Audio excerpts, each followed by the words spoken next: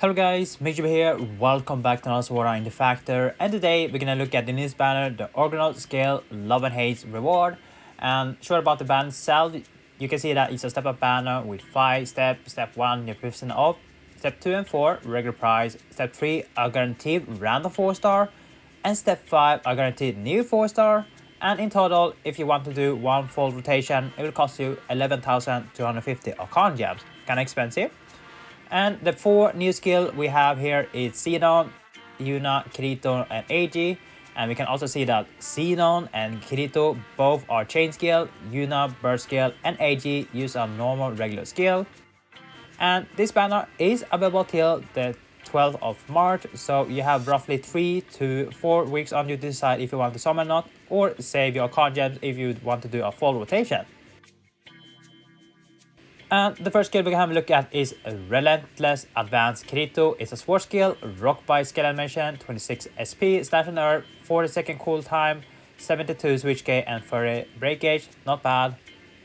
It has 2250% damage to each single target, earth pile buff, earth element damage 1% per stack, 3 stack for 20 seconds, and if you switch you will gain 9 stack instead of 20. And for chain skill, when you activate it, you will gain earth damage plus 50% when using earth skill and 1000 attack while the buff raised earth element damage is in effect. So a good support skill for earth build. This skill is really good if you have an earth build set on sword. If you don't, then it's totally useless. For content where you can use it, in for example KO Showdown level 195, the last number, you can use that if you want to, though that one is kind of hard to fight. And for floor, what floor has slash and earth weakness?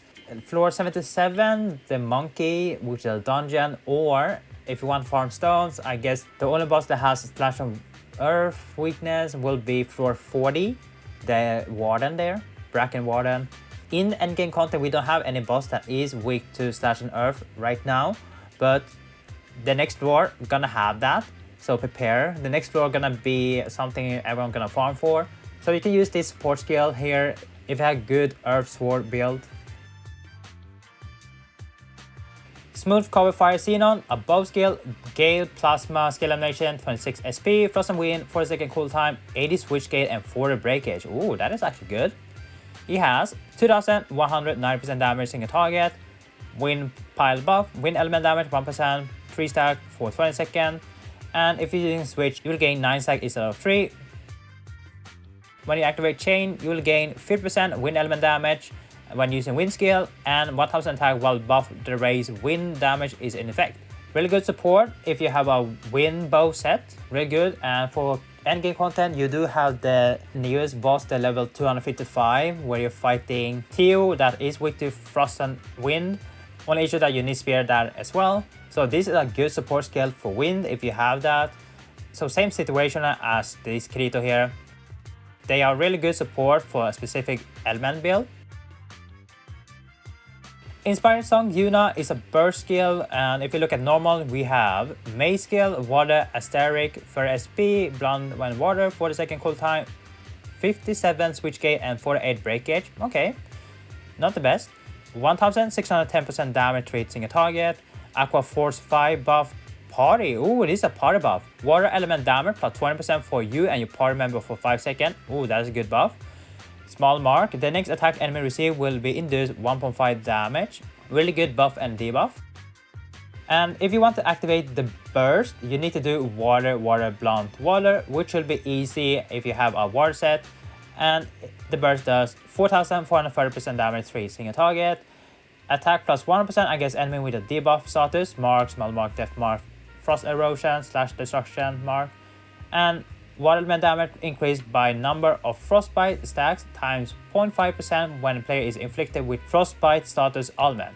Really strong burst skill if you know how to use it, how to utilize it. If you can't handle the frostbite stack on yourself, then you don't need to worry. You only need to focus the first bonus here, the plus 100% attack, really good. This skill can be really good on floor 23 if you end farming endgame content. You also have KO Showdown level 175 Ashura, hopefully I'm right there if I remember. That one is weak to blunt and water, so you can use this skill there. It is really strong, so if you have a mace DPS that is focused on water element, then you definitely really want this skill in your set. And last one, we have straight into the evil Eiji Blunt Fate Engrave. Ooh, Engrave, that is a good skill effect. Blunt Fate attack rises 7% times the number of Yuna skill record in the same set. So if you have 7 Yuna skill, you'll gain 49% attack, which is a lot. When equipping no Kirito skill in the same set and hitting switch, add debuff mark. The next attack the enemy receive will be induced double damage. This is really good. Basically, if you don't know how Engrave works, when you're using your switch, your damage switch or your support switch, it will apply a debuff where it makes your next skill double the damage. So if your main damage skill does 1 million damage, it will now deal 2 million damage, which is really good. Usually we always have Koharu doing all the marks, but now you can apply mark itself because sometimes Koharu misses her switch, I don't know why, which can be really annoying. But this time, if you have this passive, you're able to apply a mark by yourself, and you can let the Koharu apply something else like debuff or buff, something else, and she won't able to proc the mark, so that is good. It's only worked for yourself. But if you're doing it in a party, then your party member will get the mark. For solo content, you will able to proc this one alone, so that is really good. This is what a lot of endgame players really want, because you're able to apply mark itself, and it works really well with chain skill. I will show a video how it works. You will see that you are able to apply a lot of marks. If you have skill that can utilize the chain state, basically if you have skills that are max limit broken, then they will able to apply a lot of marks. So this passive is something you really want if you're an endgame player. So overall, all the skill here really good. We have 2 support skill, 1 main damage skill, and 1 really good passive skill. At the rate, not the best, of course. Standard rate 4% for 4-star, and you have 0.325% for the skill you really want. Step 3, you have 8.125. And step 5, you should have 25%. Yes, 25% for the one you really want. So, the question is this banner worth the summon?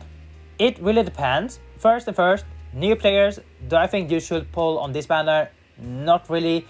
All these 4 skills, they really want to have a really good set already.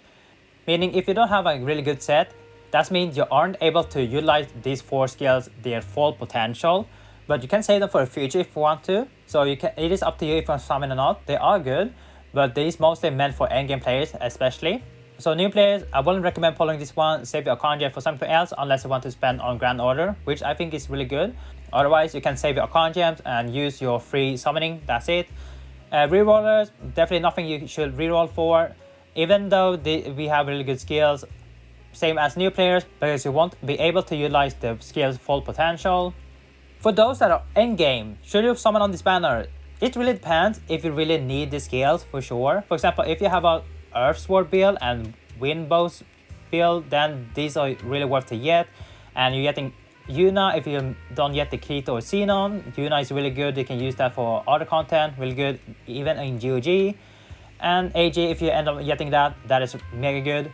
For those that doesn't have the engrave, I definitely will recommend trying it. Unless you want to save for a specific banner, then that's okay, you can skip this banner. But if you don't have engrave and really want engrave, then I would say it's definitely worth it. You have 25% chance if you're able to go to step 5, which you have to gamble, that is the risk. But even though you don't get the Eiji, you are getting Yuna, Sinon, and Kirito, which can be really good if you have a set that can utilize them. For those other endgame players that already have engrave or any of the support skill, then you pretty much can skip and save your account gem for future banner. For me, for example, I don't have engrave, so pulling this banner will be amazing, but I have the small engrave, the Yuki one, so I don't really need Eiji, that is for sure. Yuna, I'm not really farming any blunt water content, so I don't need that. Wind, getting the wind support will be nice, but I'm not farming any frost wind content. Same goes for sword, I don't farming any /earth content.